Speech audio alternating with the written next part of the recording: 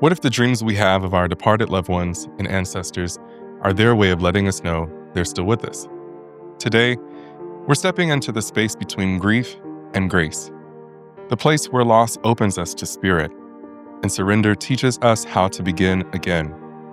As we explore this, it's worth remembering that religion and spirituality aren't the same.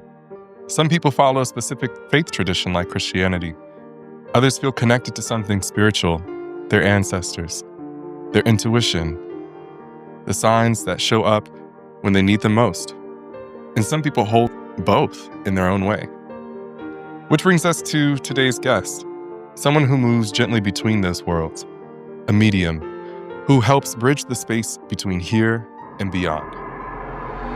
We have somehow been conditioned to believe, right, that life is really just supposed to be like roses and candies and Skittles and all the things. It is a spectrum of experiences that, go from joy to grief to pleasure to pain to all of those things that are in between. And your soul says, I want to go and have this experience. Dr. Lakara Foster is an internationally known psychic medium, minister, and spiritual teacher whose mission is to bridge ministry and mysticism in the Black church. She serves as associate pastor of the Vision Church of Atlanta. A proud New Orleans native and 3-time HBCU graduate, she holds Bachelor's of Science degrees in psychology and criminal justice, a master's in education and counselor education from Florida A&M University, and a doctor of ministry from the Interdenominational Theological Center. That experience, it may include cancer. It may include an accident. It may include falling in love. It may include, having a beautiful family. But because I want to go and experience this, I'm going to be open to whatever this experiment brings. She made history as the first African-American psychic medium to take the main stage at Lily Dale's historic Lakeside Auditorium and has been featured on VH1, TV One, and the OWN network, with her readings going viral and reaching millions worldwide. We don't know what their soul came to experience. We don't know what their soul came to teach. So the soul may say, okay, I'm going to be the one to get breast cancer so that every other woman in my line will know to go get checked at 40. Author of The Mourning After, and The Grown Woman's Guide to Greatness, Dr. Foster inspires audiences through her books, her speaking, and her podcast, The Medium Roast, coffee, convo, and connection with spirit, where she blends spiritual insight, storytelling, and meaningful conversations over coffee.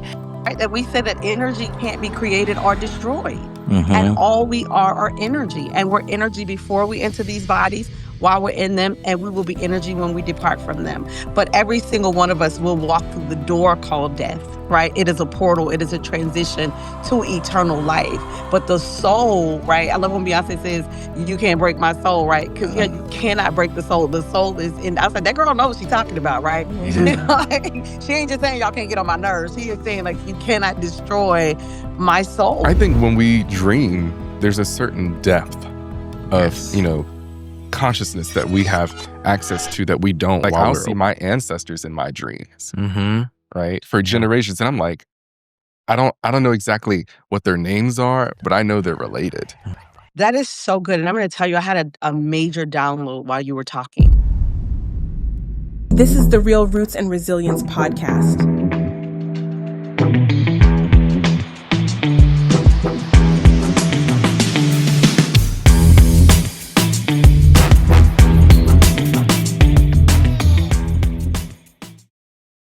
I'm Dr. Robert Nesbitt Jr.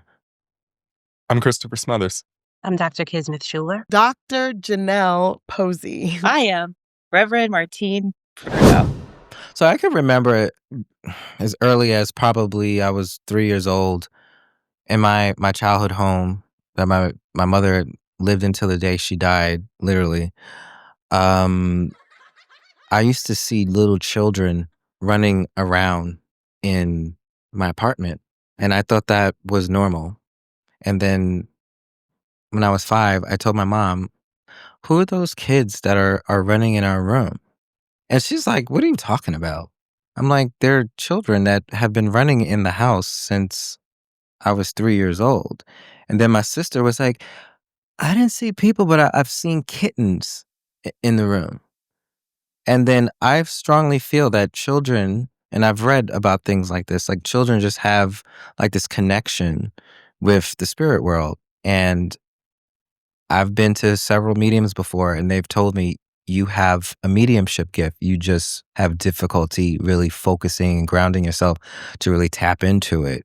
And then I told them the story, and it made sense. So as children, we don't have like the egos that we have as adults. And so the problem is with spirituality, the ego gets in the way. So that's my earliest experience as far as knowing that, there's something else out there than besides this physical world. How about you, Janelle? That's a really complicated question for me because I've always thought that we're in a like what you said, a multiverse. Mm-hmm. I don't know where the concept came from because I feel like it predated me and my belief system. I feel like maybe because of the culture I grew up in and the way my parents presented it to me and my mom and my grandmother and my rest of my family, that it was so normalized that I never had to question it. And I feel now I'm so grateful for that because I realized how much of a beautiful gift that really is to not have to have handcuffs on my spiritual culture. I believe that they knew first early on that I had an assignment. It wasn't told to me yet because now I am the person in the family for my generation who they come to. They need something done. You want a blessing. You want a cleansing. Those are my spiritual gifts, and that's what I do. I remember when we were actually at home and in New Orleans, and my brothers swore up and down they saw a pink Abraham Lincoln appear in their room. And then it just disappeared. And we're looking like a pink Abraham Lincoln. Mind you, they're twins, right? So they're serious. They're not joking. We don't joke about stuff like that. They weren't scared. They were just like, as a matter of fact. And I was like, what? I never questioned it. Like, oh, that's weird. I just thought it was hilarious that it was pink. But to reflect on my first memories, I feel that the spiritual world I've always been attuned to it, where at some point, even as I got to become a teenager, I had to understand where my feelings started and stopped. And I was experiencing other people's emotions. And it would make me I would really get angry, like ragefully angry sometimes and not have a real explanation. And it wasn't because of trauma or because of anything the person did to me. Later, I found I was picking up on whatever it is that they had going on because sometimes they had some SHI with them, but I didn't have enough evidence to support it. Why I did not like this person. So it's truly like a deep empath. Yes. You're feeding off that energy. Absolutely. Yes. My mom describes me as this child who was able to be in touch with the spiritual realm without being necessarily in a place of spirituality. Like we would be in church and, church would be, they're stumping the house down, they were in full worship. But like when I got back to the car, in my car seat, I would be worshiping with my hands up and like with tears coming down my face. Wow. It's like a 3-year-old. Wow. You know what I'm saying? Like, and no music is playing, just me and God. You know what I'm saying? Like, that's what I'm saying. And I feel like as I've been getting, like, in each stage of my life, I won't go into full detail, but I was like going through a really, really, really tough realization when I was like in middle school, where I had to basically cut off my emotional attachment to my father, just to protect myself, because he wasn't being who I needed him to be. And so I just like, God, I need you to be my father right now. Like I don't have, and don't get me wrong, my parents been married, but like they were going through things in their own marriage where he was not able to be emotionally available to me. So I had to make a conscious, like, God, please, like, come be my father, because I see a lot of hypocrisy right now. We go to church. We've been going to church every Sunday routinely, and I don't see the love that you describe in your word coming through in this relationship. And I need a father who's able to speak to me and teach me all things like you said your Holy Spirit would do. So I'm going to remove all of the teachings that man has taught me about the scripture. And I want your Holy Spirit to come and actually teach me in this moment. And so that's what, and that was like, I was probably 11 or 12. Wow. And I was like, from that moment on, I started to study etymology. I started to understand like Hebrew and Aramaic and the Shemitic like migration patterns and all these different things, the Kipra Nagast and all of the different like, I just like dove headfirst into that because it was something that was so like, all of those things began to resonate with me. And it was like, there was a frequency that I was like being drawn to that was helping me understand the truth. And from there, I mean, it became something that appeared to me strongly through my dreams. And some people see things and visions and whatnot. Like, I think maybe when I get older, I might be able to access those things. And I'm not saying they're not within me, but for me, I know like the way Creator, Source, Yahweh, Elohim like communicates with me is through my dreams. Right. Yeah, that is a part of my contract, is to help people remember. You know what I'm saying? Because so many people have brought so much to their graves. Yeah. You know, there's so much that people have carried with them and brought to their graves. And then there's people who knew the truth, carried it with that person, but like there's like they want to share, but like they're indebted, you know? And so those are the conversations that around when we think about spirituality, I'm just like, what happens to the soul of a person who's being stifled, you know, involuntarily? I guess I would have to say that growing up, there was a lot of caution, right, or stigma around mediumship, right? So is it witchcraft or like evil spirits? There was just something about it that just was not in alignment with Christianity, right? And so, you know, it's like, you know, we pray to God, right? We do not speak to the dead. You know, spirit messages were seen as like demonic, right? So I was raised in a Baptist church, so Baptist theology says no mediumship, Right. right? But in practice, there was something different, right? So there's like this dichotomy, right? So we talk about prophetic dreams, right? The Holy Ghost told me, right? So like a spirit-led intuition. Some people testifying about like spiritual encounters, right? Describing visitations, right? Things like that.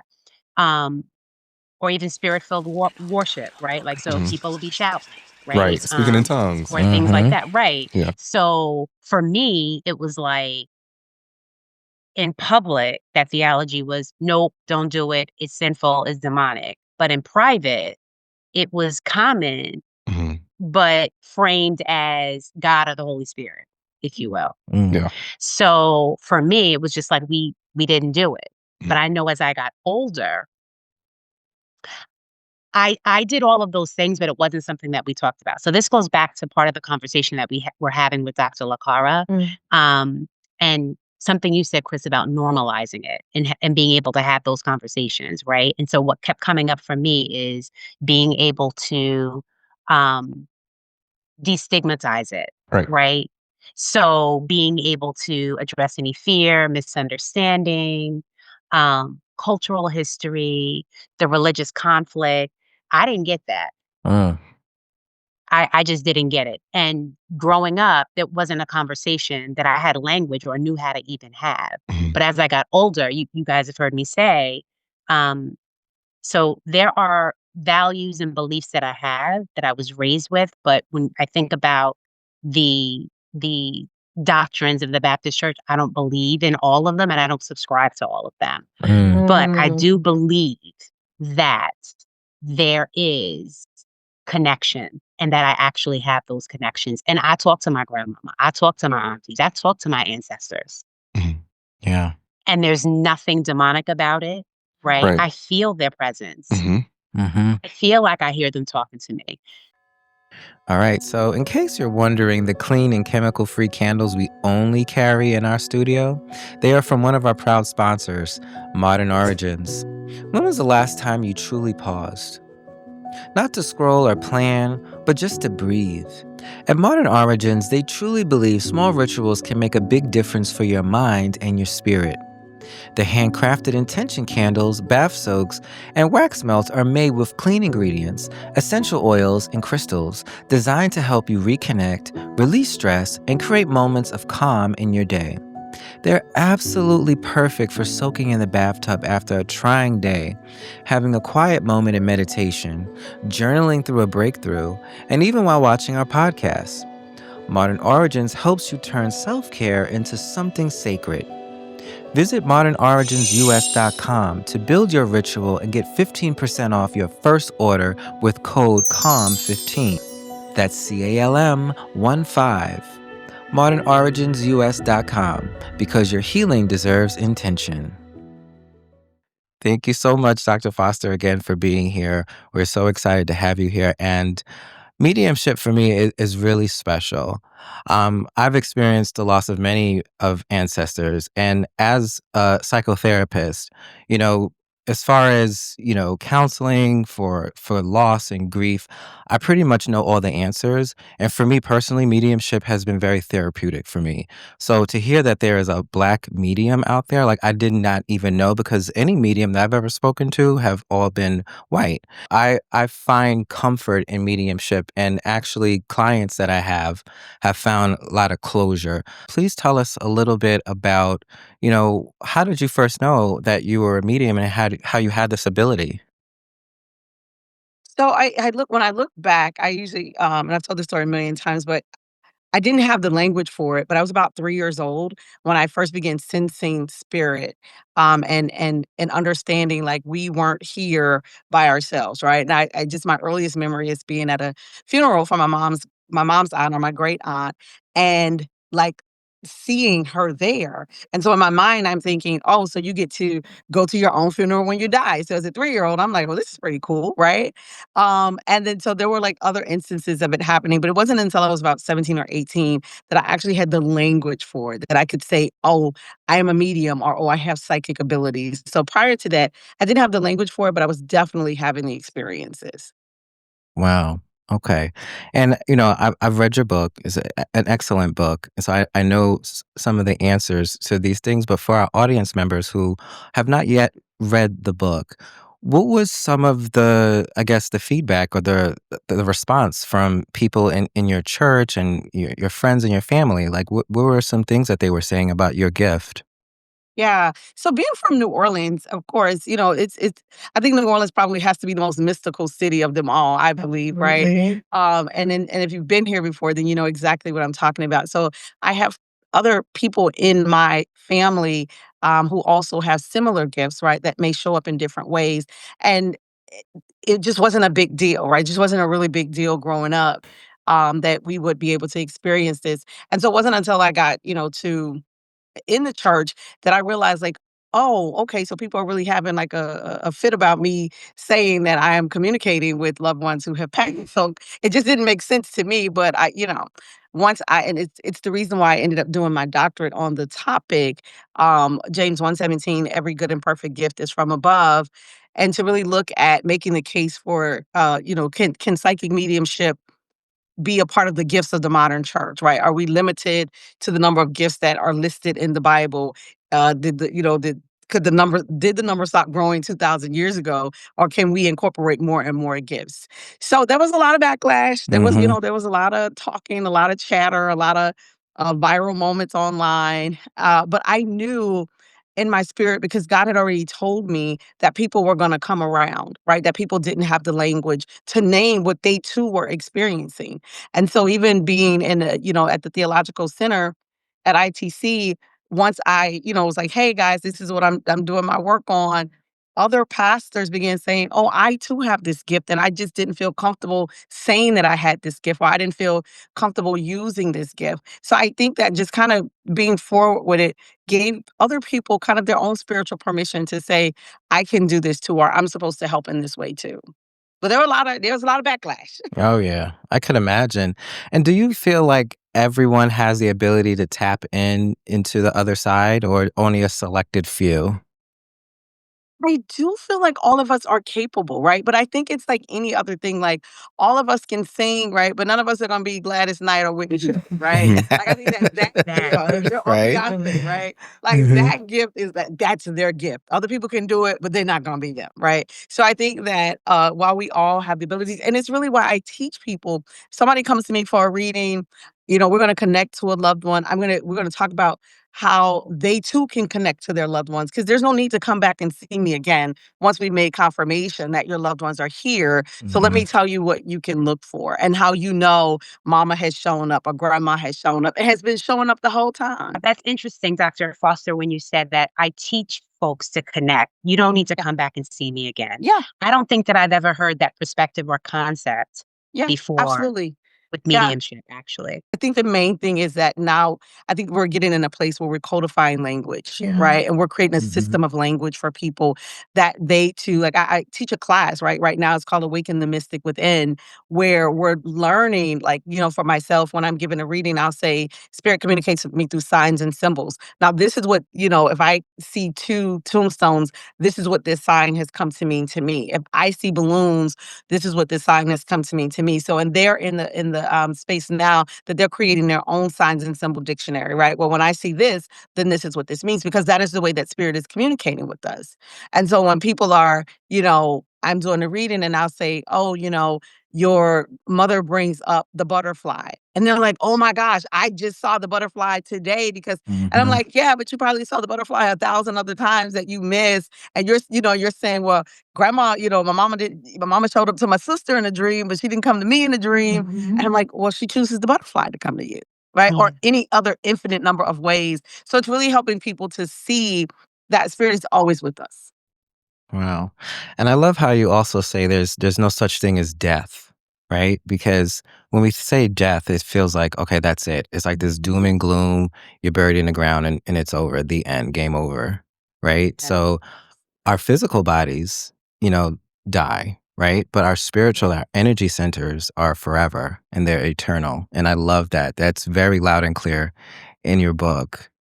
Can you touch on that a little bit? It's science, Yeah. right? That we said that energy can't be created or destroyed. And all we are energy. And we're energy before we enter these bodies, while we're in them, and we will be energy when we depart from them. But every single one of us will walk through the door called death, right? It is a portal. It is a transition to eternal life. But the soul, right? I love when Beyonce says, you can't break my soul, right? Because you cannot break the soul. The soul is in. I was like, that girl knows what she's talking about, right? Yeah. She ain't just saying y'all can't get on my nerves. She is saying, like, you cannot destroy my soul. And I'm curious, in your book, you mentioned there is heaven, and the idea that I got that there is no hell. We create, our place in the afterlife through our consciousness. So what about when we hear about, oh, this evil spirit, or there's like some type of demonic possession? What exactly is that? Or do you have like any experiences with anything dark or? I say one is that I don't believe that there is a hell in the afterlife, Mhm. right? I don't believe that. I think, and I don't have to want to get too deep into it, but I think even the etymology of the word hell is not what we think it is, right? Or Right. it doesn't mean what we think it means, Right. right? Mhm. And so I don't believe, and no spirit that has come to me or communicated with me has ever suggested that there's anything other than heaven. But also understanding that heaven is it's not a location, right? It's not a place that we're going, but it is an awareness that we get to access, right? And the beauty of it is that when spirit comes, I got chills thinking about it, is that they're coming to tell us that you don't have to die to get to heaven. right? They don't want us to die to get to heaven. They really do want us to have this experience while we're in this physical body, that we get to access the location that we would describe as heaven, right? And even, the scripture says that the kingdom of heaven is within. And so really learning, like, how do I go in? How do I access that level of consciousness that I get to experience what my loved ones are already experiencing, right? And that's what they want. That's what they want from us. They want us to experience this now, in the now. Okay. Yeah, because I've read a few things and I've heard like many podcasts and stuff, and then other mediums, and they say that there's different realms. Like if someone is, let's say, murdered somebody, they would not be in the realm specifically for somebody who might have been a nun, right? It's like a whole different like realm, or I don't know, like a city, right? So, do you believe that? I think that even speaks to like when Jesus says, in my Father's house there are many mansions, right? I Yeah. believe that what Jesus is saying is that there are many dimensions, but none of those dimensions are hell. None of those dimensions are anywhere that you're going to go and burn for all of eternity. I think that there are the dimensions that say, yeah, if you murder someone, you're in this dimension. However, your soul does get a chance to redeem itself. To say, I want to go back and I want to do it again. So I believe in past lives. I believe in reincarnation. And I do believe that there are realms. I just don't think that any of them in the afterlife are the equivalent to what we would think as hell. I think hell is the lowest level of vibration that one could experience in the physical life. Yeah. Does that come from the Bible, Martine? Or Dr. Foster? Like just the idea, the imagery of like hell, like fire, fire and brimstone, all that stuff. Is that where it comes from? My understanding was that comes from theology. Yeah, Because I mean, Sheol is the Hebrew word for hell, right? There you go. I mean, and it means the grave, literally. Yeah. So the way we understand it is really coming from this epistemological like understanding of like, okay, in these different symbols and iterations of what it means to ascend and descend, and who can ascend and who's supposed to descend. I think is stemmed from like this longer like Eurocentric lens of like mythology. Yeah. But absolutely, because in traditional African spiritual practices, there's consequences. Oh yeah. But there's no essential hell. Hell is really what we make it. But I do have a secondary question for what you said about how you're mostly visited by other people's loved ones. Does that mean that you protect yourself in a manner where other entities that do exist that don't want to do nice things, just you're warded from them? Well, and it's such a complicated question, right? In that one, is that I do believe that I am only assigned to the light, right? I do believe that I'm only assigned to the light. But I don't know that I believe in demonic energy past the physical experience, right? I do believe that there are entities here that or energy here that can possess people, but I don't know that energy carries on once we leave these physical bodies. Does that include angels and spirit guides? Yeah, well, I think that angels are a form of spirit, and these are all my own personal beliefs here, right? My own research, my own beliefs, that angels have never had a physical body, right? Ancestors have, but angels have never. I think that angels' jobs have just been to protect, humanity, if you will. So I don't believe that they've had a physical body, but I do believe ancestors have. Like that is what my thought is. I just don't believe that there's any demonic beings once we leave this physical realm. That's my thought on and it could be that I've just not experienced it, right? So let me say that there may be people who have experienced it. It has not been my experience, but I do know that there are people who are walking around with demonic energy on them. Absolutely. I see it all the time. And that's a blessing that you don't. So as a pastor too, I'm so excited. I can't wait to see you. How have you learned to reconcile both being a pastor and a psychic medium? Yes, that's a great question. One, and it's so wonderful, right? That's when I decided to go to theology school. I had this idea or this thought, right? I was like, because I didn't want to be all out with the gift, right? I was like, I had my little clientele. You could only come to me on referrals. Like, and so that means that if you came to me, then you knew what I did, right? No big deal. But then God was like, no, this is what's about to happen, right? Very clearly, like, this is what's about to happen. And I was like, okay, so this is what we're doing. God says you got to go back to school. I signed up for school. So I'm in school and I'm like, okay, I'm going to do this on women in leadership in the church. The Holy Spirit was like, no, you ain't. That's absolutely what you're not doing, right? You're going to do this on this gift so that you can have a better understanding on it, because God is like, I have plans for you. And so as I began to study, to look at when did the idea of psychic mediumship, theologically, like, when did that become something derogatory? Right. Well, it didn't become something derogatory until King James wrote his version of the Bible from 1604 to 1611. Well, King James himself, right, we know with all the issues that he had a fascination for witches. He loved the occult. He wrote a book called Demonology, like all of these things. He and his mother, right? So during this time, and also, I get into basically Dr. Black always talks about the fact that witch is not even an African term. Right. So that's number one. And so the idea that, that he had the power, right? He was commissioned to write the Bible. So now he gets to say what he wants to say in this version, in his version. Well, the witches didn't like him. And they were like, we don't want you coming to our city. We don't want you here. They were hexing his boat. They were very vocal about it. They were very open about it. And, he punished them. So when he gets his opportunity to write his version of the Bible, he lumps everybody into the category of witches, right? He lumps the psychics, he lumps the mediums and the seers, and he says, don't do that, right? He puts everybody into one. So prior to 1611, there was no derogatory mention of psychics, mediums in the Bible. Now, also, we have to look at the fact that, and I say this often, that Jesus was a medium. Jesus was a medium. Jesus was on the mount talking to Elijah and Moses, and they had been gone for hundreds of years. And he's referencing the great cloud of witnesses, the ancestors. So if he is able to tap in and to communicate with these energies that have passed, that means that Jesus is too a medium, which then suggests, right, if we're following this logic, that one of the hallmarks of Christianity has to be mediumship. Because Jesus isn't the only one that's talking to people who have gone on.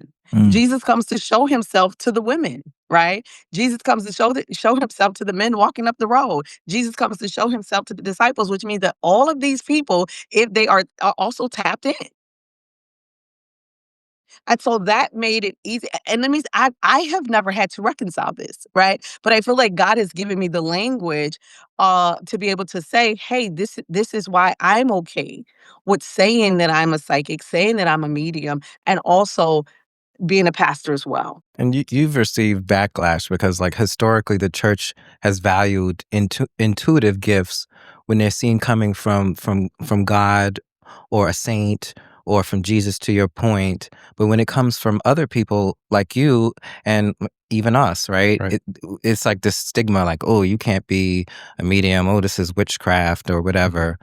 Yeah, and this is what you've experienced earlier with your gifts, but I'm glad that you've been educating yourself and people start to educate themselves as far as historically, like, look, this is nothing new, and we do all have the ability to tap in if we just quiet our minds and kind of shut our egos out, because our ego is always the one that's interfering and thinking like, oh, that's not possible and blah, blah, blah. Yeah. But I think also it's educating people that, every good and perfect gift is from God. Right. Yes. Right? All of it is coming from the same source. And I tell people these gifts predate language. We gave it language. And then we decided which part of the language was favorable or palatable or easier, but it's all the same. We're all tapping into the language or the vibration of energy, which is God. We also need a cultural shift about the language as Americans, because I feel because we've had hundreds of years of oppression when it comes to spirituality, like who gets to have the power of certain spiritual gifts out loud versus ones who had to hide them. now that we're in an age of awareness and everything's recorded, I really think, I don't know how we would do this, but I really believe in order for us to be on an equal playing field, we would need to have some type of cultural shift in understanding the language. And I think that this is why podcasts like this are important, right? So that people see and they understand. And that's the thing that I get all the time is people are saying like, oh, I have this gift too. Or, I know somebody that has this and now I feel comfortable that, listen, I done took all the backlash for everybody, okay? So now I'm like, no, now we're teaching, we are teaching and we are learning and we are practicing because for such a time as this, right? And, that the backlash. So I attend the Vision Church of Atlanta, where my pastor is Bishop O.C. Allen, and he, is it really in the early movement or started the early movement of the affirming church with the LGBT community. And I feel like God placed me here at this church to see like, the backlash ain't gonna kill you, right? Like you agreed, you said yes to the assignment. And, your yes is super valuable. And people are going to, I've been saying this all month long, just, we talk about the fact that we don't wrestle with flesh and blood, right? Like we're talking about darkness and principalities. And so the backlash, like that's darkness and principalities that are saying, we don't want you to use this gift because we don't want you to help people, right? Because we have people who they're stuck in their grief. They're stuck when mama died. They're stuck when daddy died. They have no closure. I had a client that came to me and immediately the first person that came through was her father. And immediately I'm like, your father's coming through with an apology. And I'm going through the whole thing like she was, what people would call a bastard child, right? They were in the church and her mama was a side woman, right? But they all was in the church, the whole original family in the side, and she had to grow up with knowing that these people were her sisters and her brothers and not being acknowledged as the child of the pastor and all of these things, right? And we know how all of these things can be so impactful. And so I tell her all of these things that I don't know anything about. And she says, she said, my father passed 20 years ago and I have waited 20 years for an apology.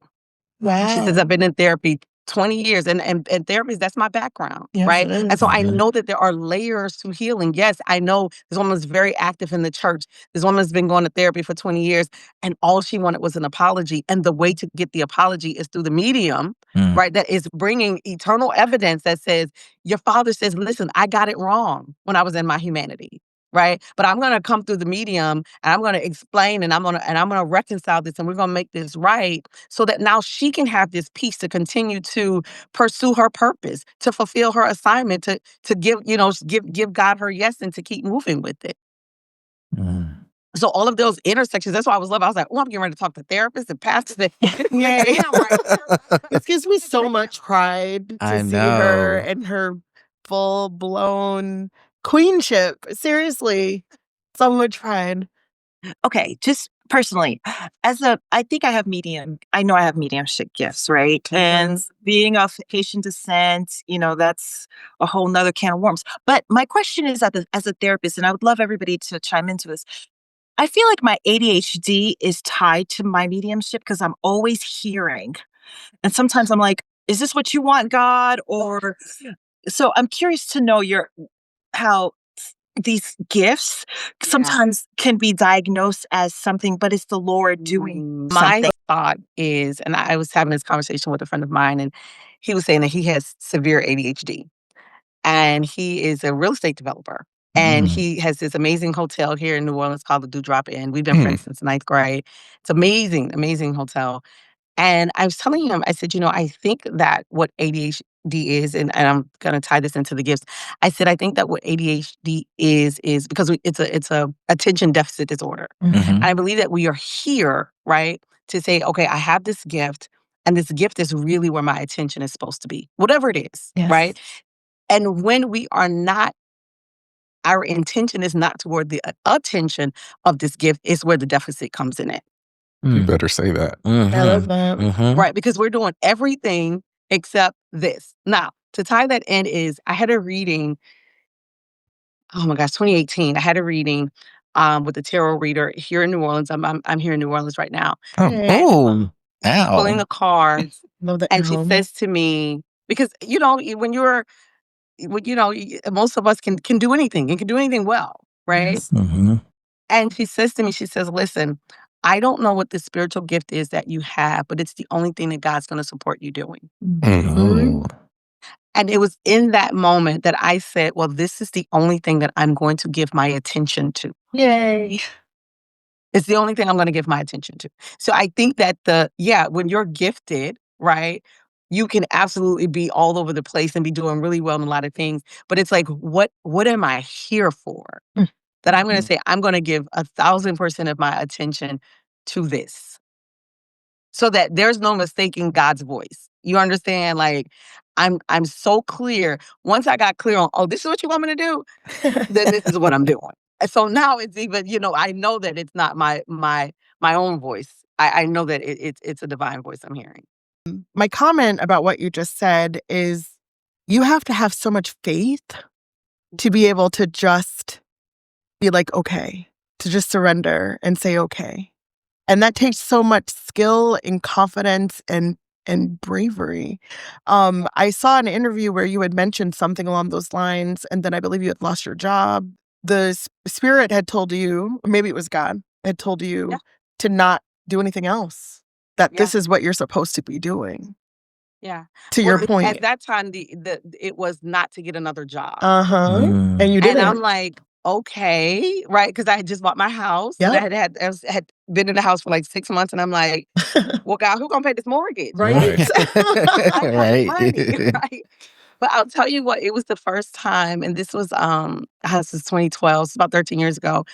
It was the first time I actually trusted God. Yes, I saw a girl. Yes, And you I were amazing. realized, like, I have these conversations with my friends, and I say, when we talk about imposter syndrome, right? I think sometimes Christians can be the biggest imposters because it's like, do we really believe God? If you heard God say, "Don't get another job," can you really be like, "Okay, I'm not gonna get another job"? And I said, I remember I was in the shower, I was talking to God. It's like I'm talking to y'all, and I said, "Okay, God, I'm not gonna get another job, but I like lights. And I like I like to eat right? every once in a while. I like cable, right? I like you know what I like." And so that is the last time that I had worked for anyone. And then when I really, again, 6 years later, when this tarot reader says this is the only thing that you're supposed to be doing, then it was like, well, then this is what I'm going to do. And God, I trust you every moment. And then people, my students always ask, like, how do you differentiate your voice from the voice of God? And I always say, I want to be comfortable, right? Like, so when it's all about comfort, I know it's me. I like fuzzy socks. I like slippers. I like robes. I like pillows. I like but when God says, I need you to go start a store in the middle of the pandemic, and I know what my account looking like, I'm like, oh gosh, like, that's God, did, right? though. When God says, listen, you're going to tell the people that you are a psychic medium and a minister, that's God. Because Lakara would never, right? Because there's nothing comfortable. And I knew the backlash was coming, but I was like, okay, God, like, I trust you. I trust you. All right, I'm going to ask this. I'm going to sort of shift the conversation just a little bit. Yeah. Because I'm super interested about the sacred contracts that you talk about in the book. Yeah. And the context around grief. Can you talk a little bit more about that? Yes. So I believe that we all are in sacred contract, right? With God, with one another. And I think a part of that contract is, especially as it relates to transitioning, if you will, is that we all have decided prior to coming, into these physical beings, we have decided this is the day that I'm coming and this is the day that I'm leaving. And those dates are non-negotiable. Right. Now, the thing is that I also believe that and we don't know how we're going to depart from here. We don't know, if it's going to be cancer. We don't know if it's going to be a car accident. We don't know if it's going to be accidental overdose. But the soul knows. And the soul is saying, like, this is how it's going to play out for me. Now, in our humanity, right, we don't want to lose a loved one to an accident, right? So it's like in our ego, we kind of decide what is more comfortable for us to experience, right? With a loved one leaving. Okay, grandma was 98. She lived a long life. We can deal with that, right? But a baby is 8 months old. Like, that is, no, we don't want to deal with that. So we decide in our ego, but the soul is like, I've already made the contract. Mm. And I think a part of the contract is the lessons that it leaves for the rest of us. I find that a lot of clients, like, I understand the sacred contracts, but I think what really hurts the most is the suffering that people go through. Like, we have a sacred contract. Let's say, you're supposed to live up until the age of 20, right? But then that person had a horrible death, like they were going through cancer and through pain. It's just like, the question is like, well, why would God do this to someone? Like, this just feels horrible. This feels evil. This was such a good person. And sacred contract, yes, their purpose is to do other things in the spiritual realm, but why would someone have to go through this suffering? Do you get that question a lot?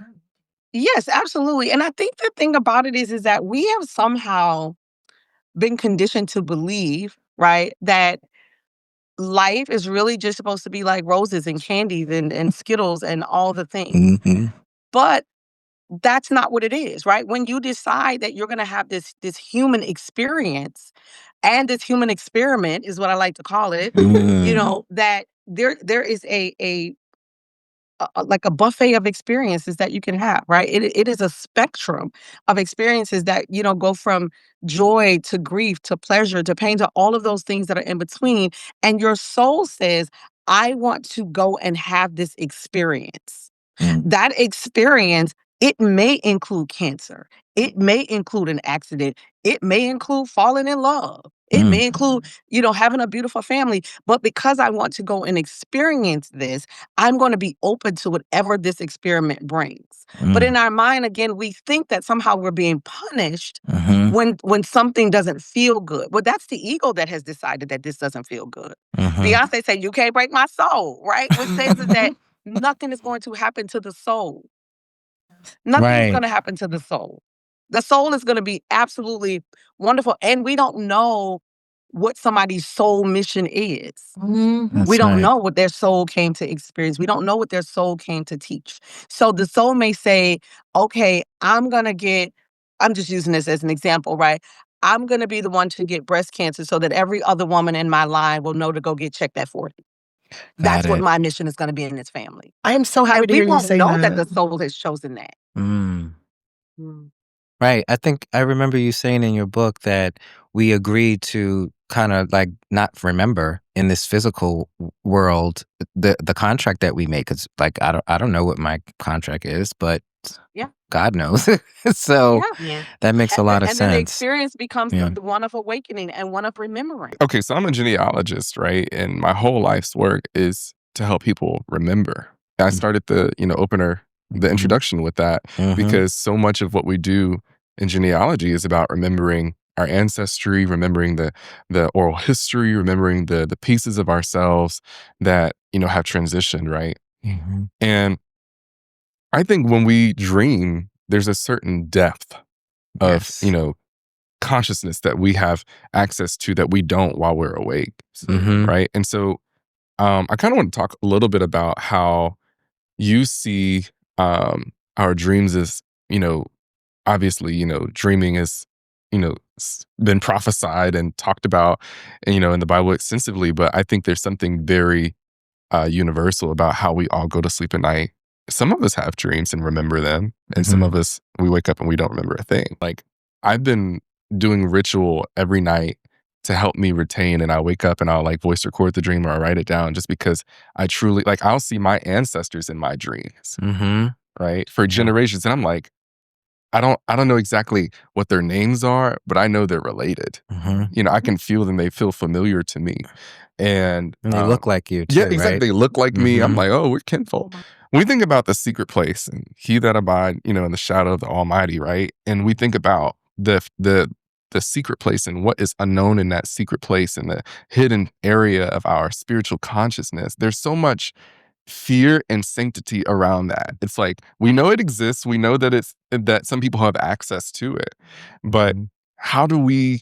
I used to be afraid of my dreams because they used to be so vivid. I used to be afraid of allowing, and obviously, he'll never leave us nor forsake us. Like there's nowhere I had to convince myself that there's nowhere I can go, whether in a conscious, subconscious, or non-conscious state, that Creator is not with me. Yeah. So in that space, like that's when I really started to be able to like go into it and learn and retain. And because I removed the fear. But I think for a lot of people who grew up, like I grew up Southern Baptist, like I think for a lot of people who grew up in the church and in spirituality and Christianity, like have like this fear of like really tapping into and unlocking what their assignments are spiritually. And I mean, we talked about the taboos and whatnot, but like, what are your tips on like just falling in surrender to the unknown? And I think one of the things also is like, I've learned that everything is not for everybody, and everybody doesn't need to know what you're being taught at that moment. Exactly. I think so often we're taught, like we just feel like we have to be able to explain it to everybody else. But I'm in this space right now where I'm just like, you know what? I'm just gonna sit with this and I'm gonna be patient through this process. But I guess, you know, how do you strengthen that ability? Because I know there's some things in me personally that it's like bubbling over and it's like about to come out. Yeah. That is so good. And I'm going to tell you, I had a major download while you were talking. Yay. And I remember, you know, doing my studies and everything and reading the story about Jesus being in the wilderness. And I was just so angry with God, right? Like, why would you leave him alone by himself? And God was like, there is nowhere in there that says that Jesus is by himself, right? Like, I just like made that up, right? Like Context in my mind, like, like God is like, no, like there is, I think a part of our theology or religion is that there are, and this isn't the download, I'm going to get to the download part, is that somehow we're always trying to get to God, right? And that we have this illusion of separation, right? That I'm trying to get somewhere versus, you know, even when Jesus says, I and the Father are one, right? That means that you and the Father are one, and you and the Father are one, and you and the Father are one. That means that we're all connected to God, right? There is no separation. And I think that that is the ultimate remembering. That's the ultimate remembrance, if you will, is to remember that there is no separation. The other thing that I was sitting here thinking about when you're talking about dreams and different things and being in that state was that I just, and this is my own personal download, right? To help somebody it does, hopefully, that Jesus was not actually in an actual wilderness. This is what just came to me. That it was a consciousness, right? That perhaps even like a dream state, if you will, for 40 days, right? Maybe it was a deep meditation. And you know, all of these things are happening while Jesus is in this meditation or in this dream state. Because even when we think about it, it's like, the devil comes. Well, we know that there's no actual devil or there's no actual Satan. So this has to be another level of consciousness that is interacting with Jesus' own consciousness in the quote unquote wilderness. Does that make sense? Because that just came to me. No, that's good. Yeah. I'm talking good. People who have comas. So come out. So I think that the wilderness in and of itself is a level of consciousness. And I think that even when we go to sleep, most times I think it's easier to access that consciousness when we're not, you know, fully into our ego and we got the day or the partners or the kids or the dog, that it's just kind of just us and ourselves and being a part of that consciousness. And I didn't want to go to a funeral. Not that I didn't want to go, just all these other layers to why I didn't end up going. Or anyway, so I didn't go. But I knew that it would be good for me to have some type of ritual or closure. I knew that it would help me to have some type of closure. So that night when I went to sleep, I dreamt that I was at the funeral. Wow. And I was like, and I was telling my partner that it was so real that I could see, you know, I could see the person's face.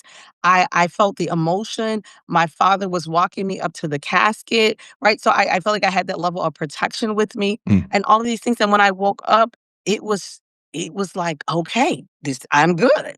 Yeah. Right? Because it was like I had did what I needed to do, even if it was in the dream state. So I don't know if I was like time traveling, you know, Read my mind. astral projection, but it was like, okay, I'm good. Yeah. I kind of want to highlight something that I guess just a simple question. Has anybody's ancestors come to you in a reading? Like someone that they didn't know, but like grieved? Oh, absolutely. Okay. Yeah, I even have people that will come. It's funny you say that you're a genealogist because I have sometimes when people hit a wall that they'll come and get a reading to see if there's some way that we can access. And so sometimes names will come and it could be the missing link that they were looking for to help them, Yeah. continue on the genealogy journey. Oh, that's really cool. That's actually very, very cool. Wow. That sounds like a research study there. Me too. Yeah. Dr. Yeah. Lakara, we might need to do some research Yeah, here. we need to work together on that one. Yeah, absolutely. Yeah. Yeah. I Okay. mean, and it's so funny because sometimes, people, I had a woman that called and I'm like, there was somebody, it was like Bill. And Mhm. she's like, no, like, I don't know a Bill. Like, and I'm like, all right, well, they're not letting me go. All right. Like, this is And sure enough, there was an uncle that someone who was doing genealogy in the family had just located. So it was just like, so she called me back, and this happens all the time. Like people may say, Okay. "Oh, I don't connect with that." The other day, this woman said everything that we had gone through. She's like, "No, I didn't connect," and I was like, "Okay, well, it could be for someone else." So she emailed me back, and she's like, "Everything that we touched on was for her husband." And she's like, Wow. I'm going to call and I'm going to get a reading and I'm going to make sure he's not home the next time. Because, I'm just like picking up on the energy. So, yeah. I want to ask a specific question about, since Chris, you brought up ancestry, storytelling.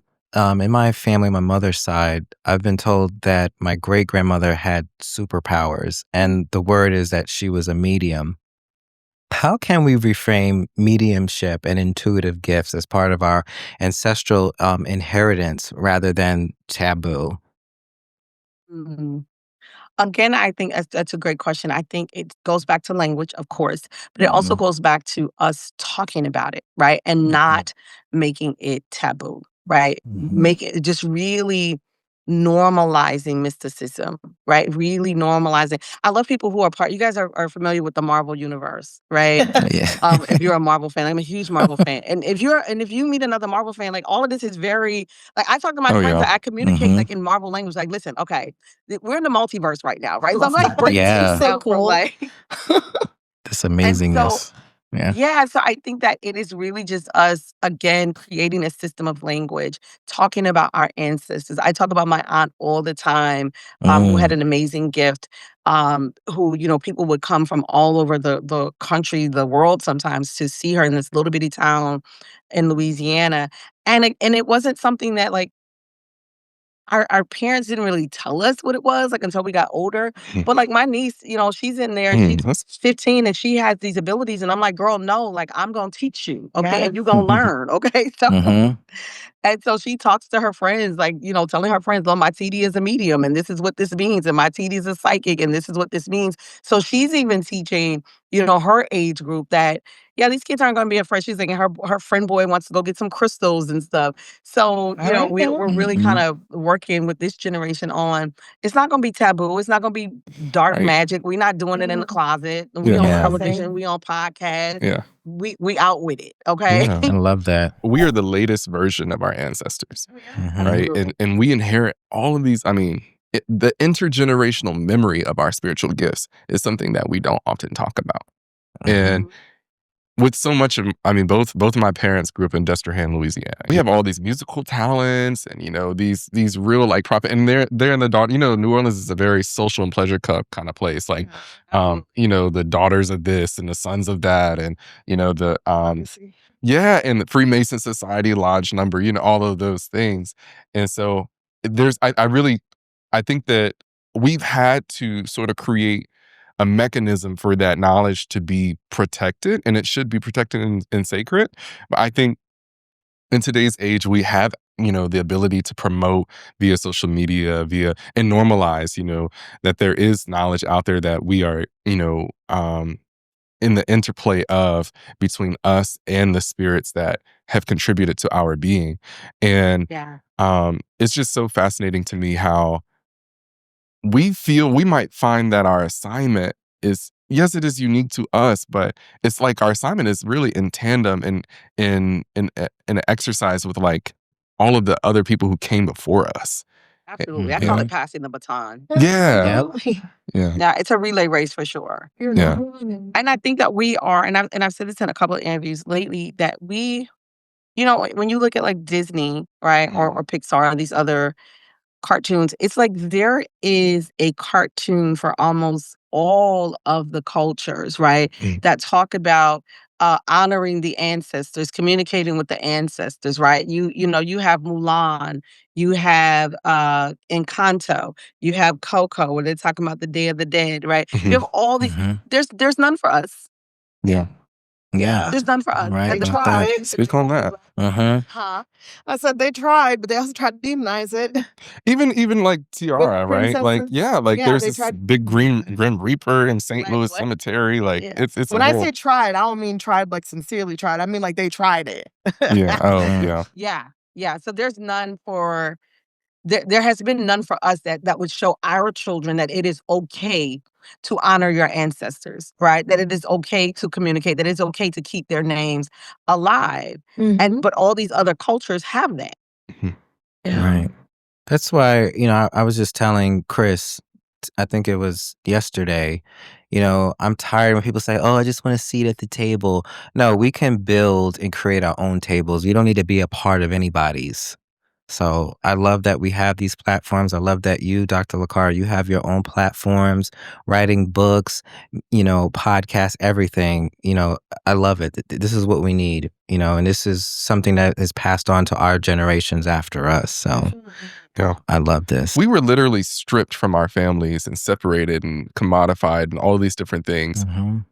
We were taking everybody we knew with us when we were being robbed of the opportunity to actually maintain those relationships. You know what I'm saying? And then having to bear witness to and experience all of the death and all the horrible stuff that happened to like their parents and whatnot. Like they didn't I was reading and studying, they're like, man can only pierce the flesh, and so like the spirit of a person and how they deposit themselves into your orbit and your aura is something that men cannot touch. And I think that's a real strength for our people. But, that was one of my questions. It's like, we're de-evolving from this false understanding or this false notion that, Black people are evil and, the descendants of Cain and, all of this really just antiquated, understanding. And like, we are finally hundreds and hundreds of years later, like beginning to remember just how sacred and anointed we are. And I think there's something very powerful to be said about how we have always been connected and chosen. And there's a lot that comes along with that responsibility, because it is a responsibility. Absolutely. But oftentimes we get into the ritual of what we consider, we get caught up in the qualification that we don't remember our part individually. We're okay with being with the collective for the culture, but we forget our part individually to be obedient to what that assignment is and what that gift is leading us to, to do. Because that's where, when the scripture talks about, those who believe in him shall also do greater works than he did. You know what I'm saying? Like, there's so much more on the other side of that. And I think it would behoove us to walk fully in that light. And we forsake so much when we deny our spirits. So often we're in our flesh. We need to get in our spirit and be edified. That's right. Know the Yeah. power in that. Yeah. Dr. Lakara, how can we find you? How can our viewers find you? How can they maybe book a reading with you, find you on social media? Thank you. So I am Lakara with the Gift at all platforms. And also check out my new podcast, which is the Medium Roast Podcast, Coffee, Convo, and Connecting with Spirit. And that's the Medium Roast Podcast on all platforms. And wherever you listen to your podcast, that's Apple, Spotify, iHeartRadio, and YouTube. Oh, thank you so much. Thank you. You're so welcome. This has been amazing.